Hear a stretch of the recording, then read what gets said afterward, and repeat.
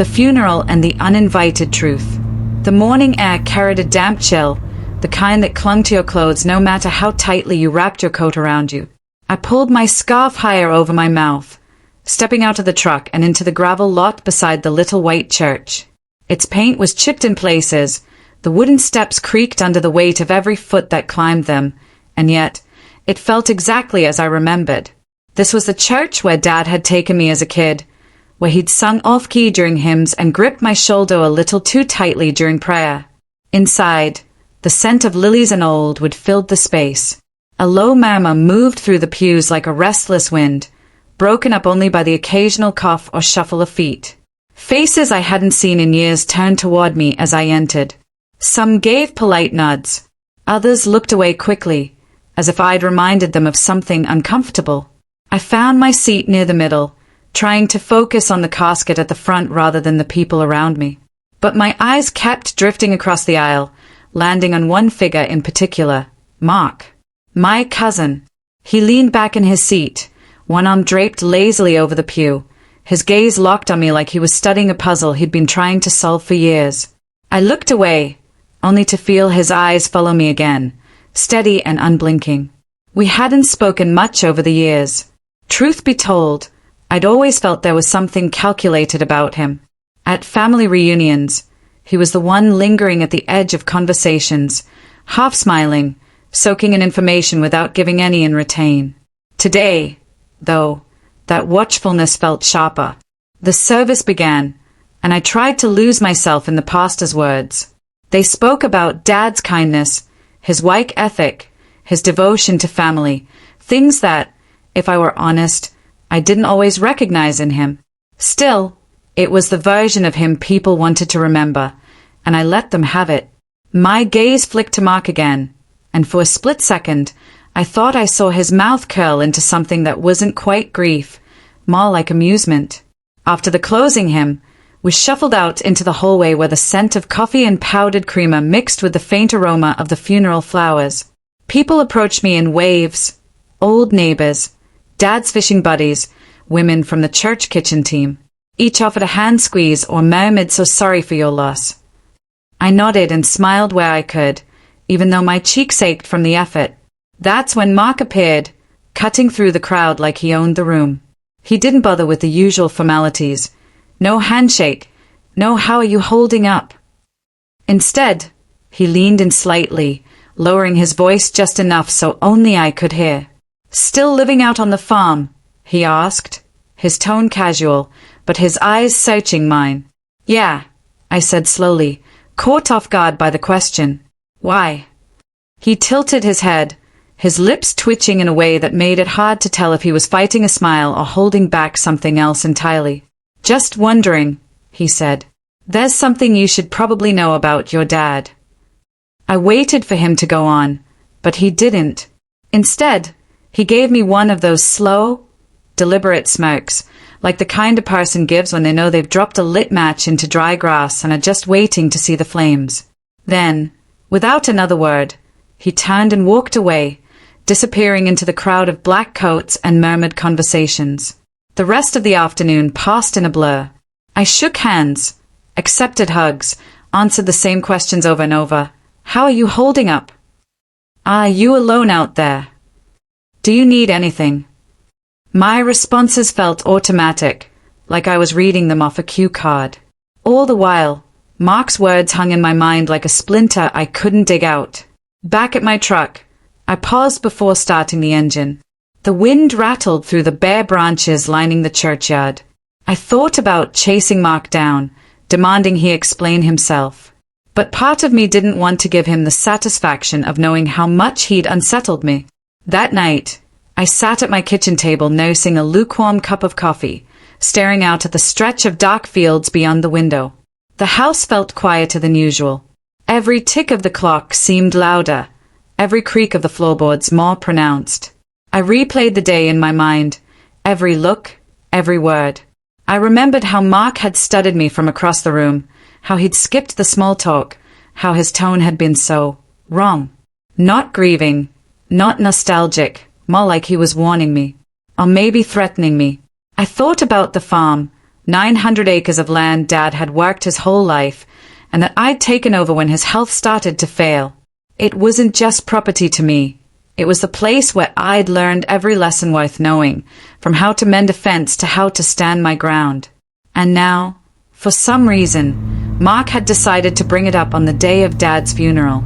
I tried to push it out of my mind, telling myself I was overthinking it. Funerals made people say strange things. Maybe it was nothing.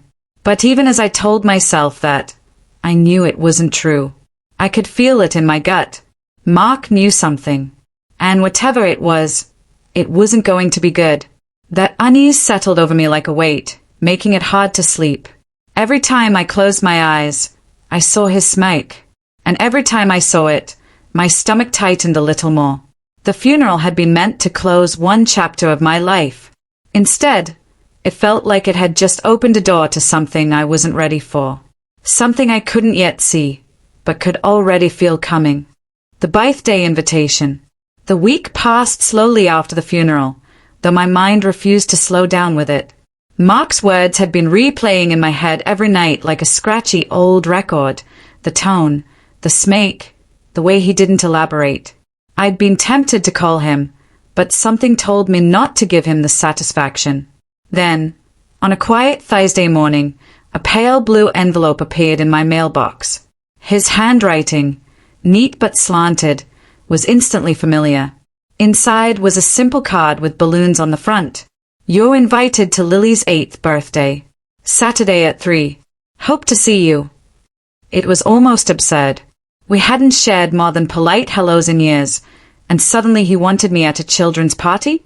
I stared at the card for a good minute, unsure whether to laugh, tear it in half, or just toss it in the junk pile. But then I thought about the funeral. About the way he'd looked at me. Maybe this was his awkward attempt at smoothing things over. Or maybe he wanted to finish whatever conversation he'd started that day. By Saturday afternoon, I was pulling into his driveway with a store-bought gift bag tucked in the passenger seat, pink tissue paper spilling out the top. His house looked much the same as I remembered from years ago. White siding, a porch with 2 creaky rocking chairs, and a lawn that was always just a little too perfectly trimmed. A cluster of helium balloons bobbed lazily at the mailbox. I could hear the noise before I even reached the porch. Kids laughing, someone's radio playing a country song faintly under the chatter of adults. When I stepped inside, the smell of frosted cupcakes and barbecue hit me at once. The living room was packed with people, neighbors, cousins I'd barely recognized, parents juggling toddlers on their hips. Mark was near the dining table, leaning on the back of a chair, laughing at something a man beside him said. When he noticed me, he gave a wide smile, but it wasn't exactly warm. More like the kind you give when you've been expecting someone to walk in. He crossed the room in a few steps. "You made it," he said, patting my arm like we were old friends. "Yeah," I replied, handing over the gift bag. "Happy birthday to Lily. She'll love it. She's in the backyard with the other kids.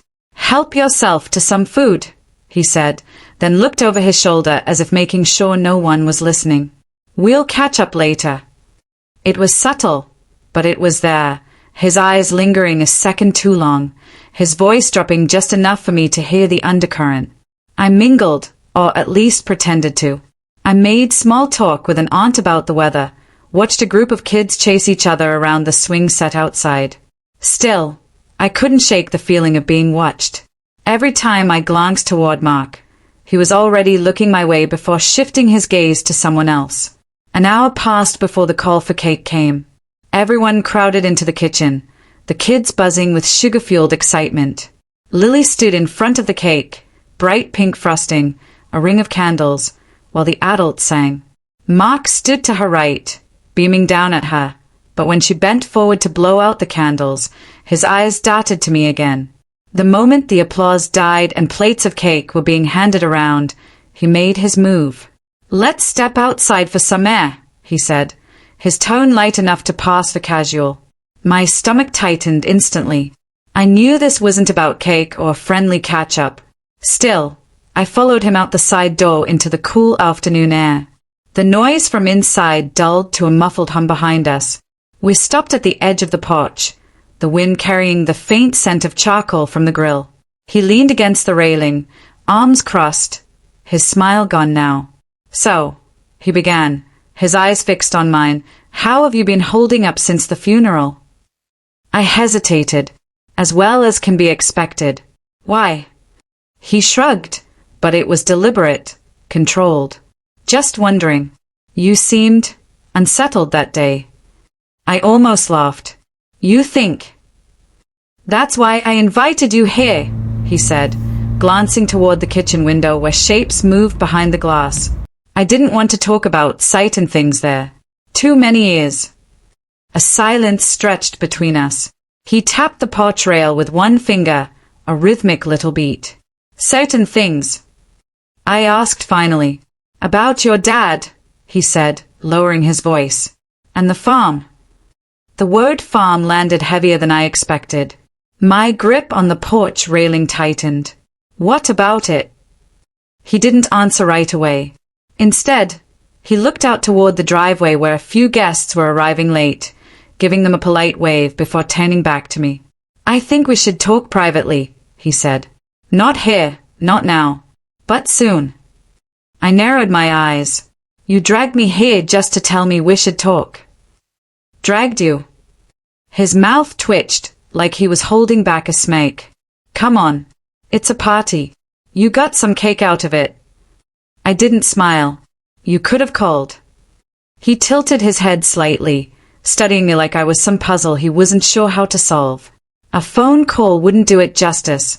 Trust me, when you hear what I have to say, you'll understand why I waited." The sliding door behind us opened, and Lily's voice called out, "Dad, come take a picture." He straightened immediately, slipping his friendly mask back on.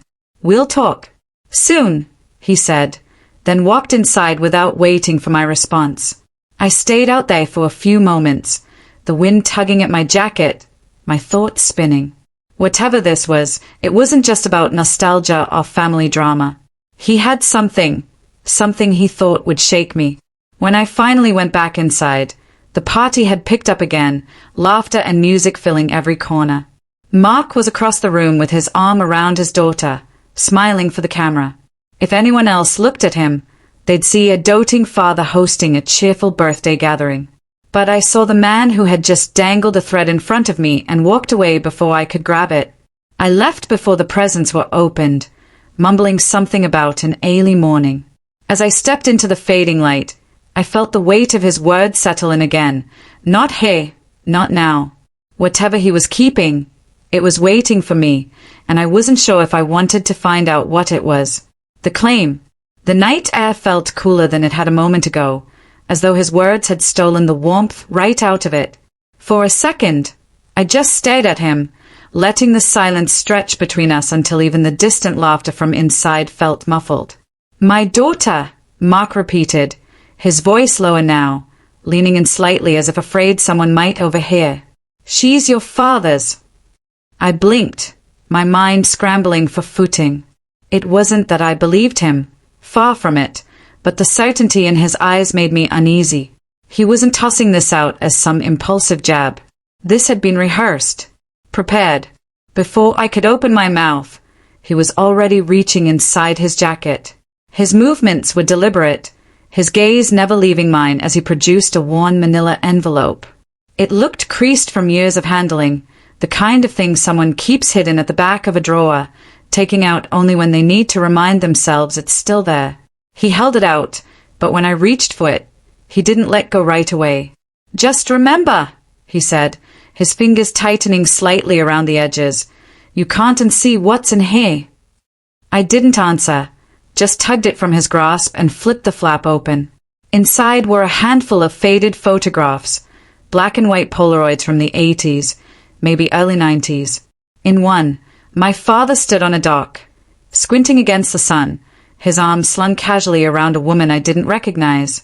In another, the same woman cradled a newborn wrapped in a hospital blanket.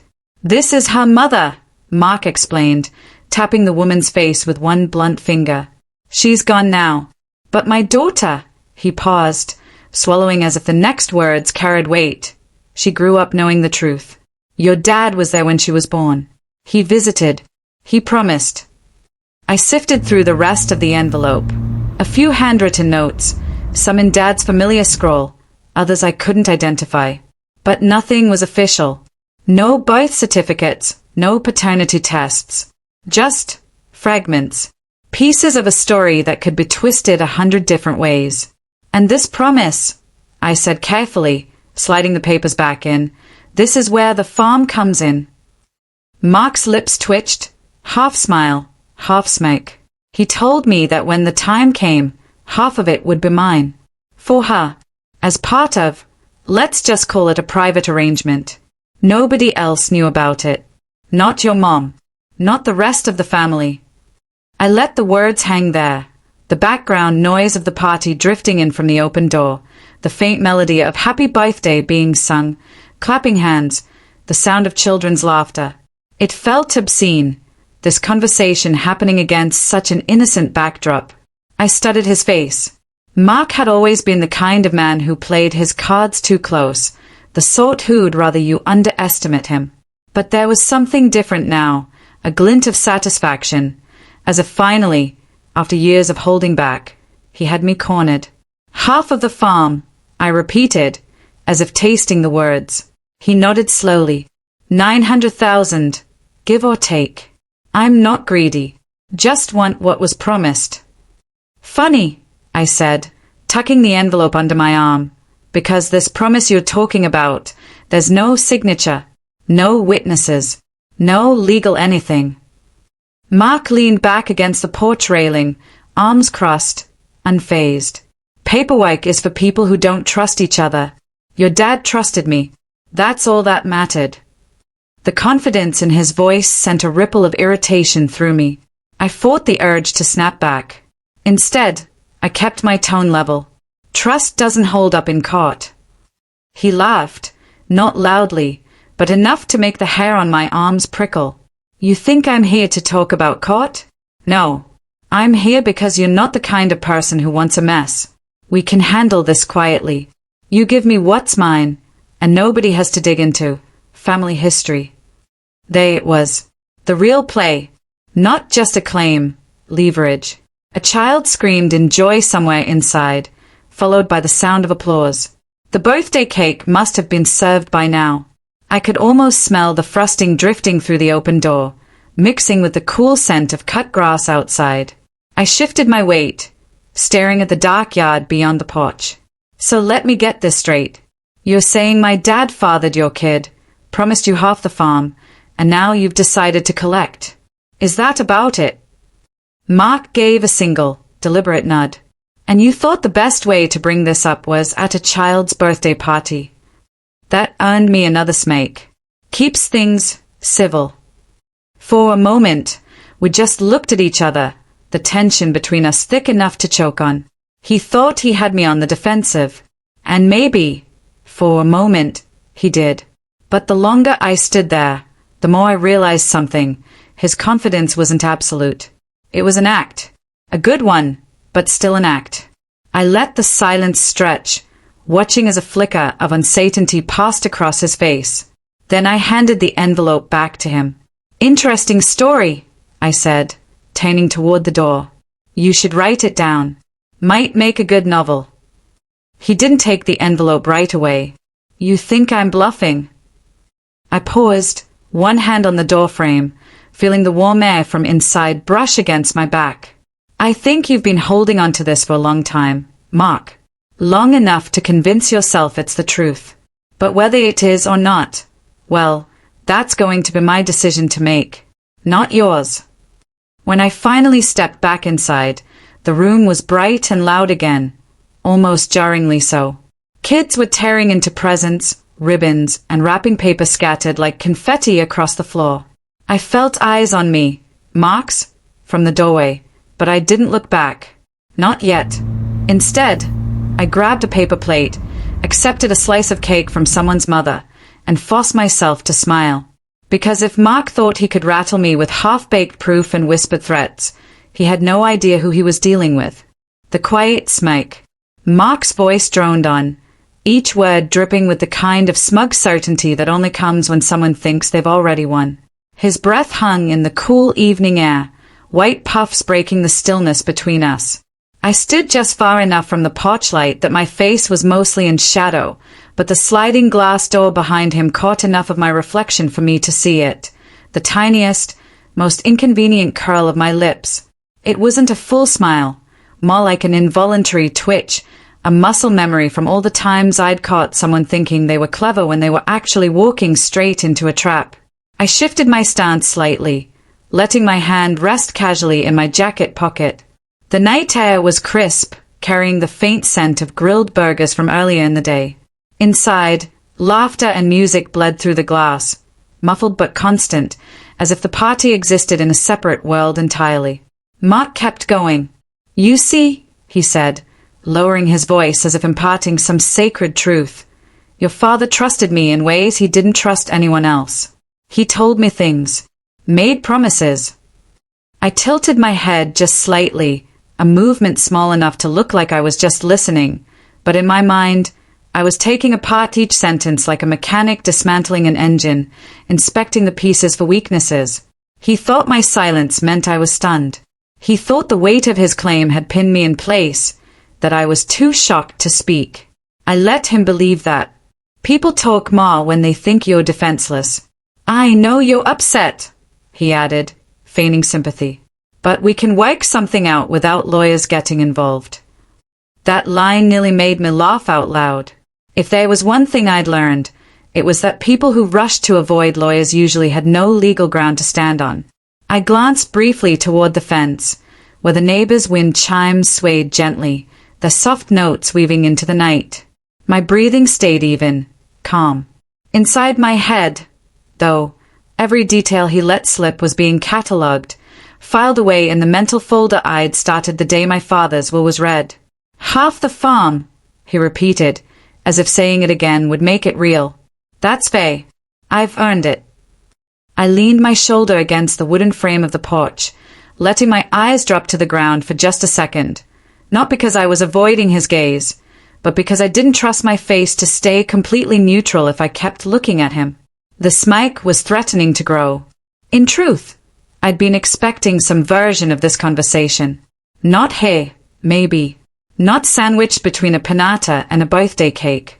But ever since Dad passed, I'd noticed the way certain people looked at me, like I was holding something they wanted. And Mark, he was exactly the type to think timing gave him the upper hand. "I appreciate you telling me," I said finally, my voice slow and measured. "It's a lot to take in."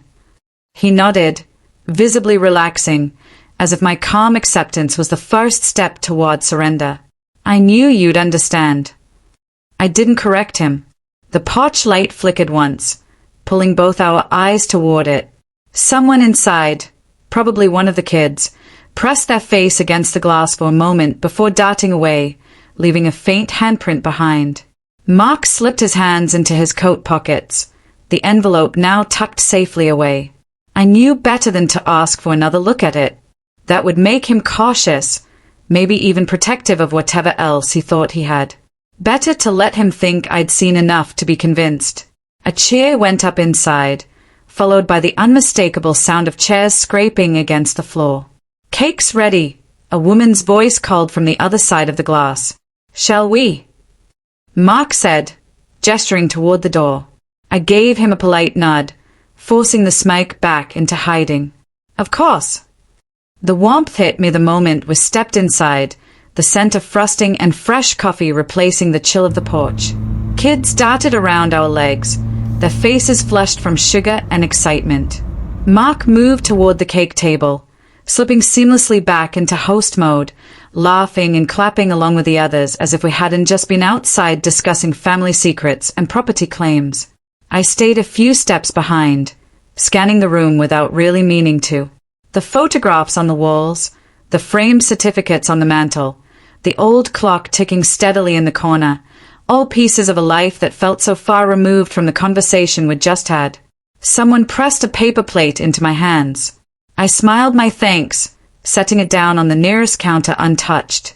The cake was brought out, candles flickering, the whole room breaking into the familiar, slightly off-key chorus of Happy Birthday.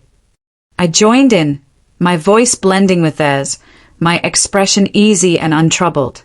If Mark looked my way during the song, he'd see nothing but a cooperative guest, someone willing to let the night play out without conflict. But under the surface, the real work was happening, the sorting of details, the quiet assembly of the truth I'd been building for months. The smack never fully returned while I was inside, but it hovered somewhere in the background of my thoughts, a quiet acknowledgement that this wasn't over. Not by a long shot. When the cake was cut and plates began to circulate, I made small talk with the people nearest me, nodding along to stories about school plays and white commutes. Every so often, I'd catch Mark watching me from across the room, his smile polite but his eyes searching for any sign that I might be rattled. He wouldn't find it, and that, more than anything, was why the smack existed in the first place. The real truth.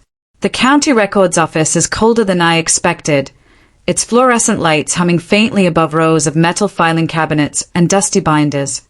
My footsteps echo on the tiled floor as the clerk leads me to a workstation with a flickering monitor. She doesn't ask many questions. She just slides a stack of manila folders toward me with a bored, almost mechanical motion.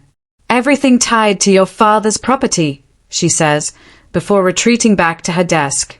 I slip on my reading glasses and start leafing through the documents one by one. Deeds, survey maps, tax receipts, transfer records dating back decades. My pulse quickens as I scan each page, hunting for any trace of Mark's name. Nothing. Not once does it appear.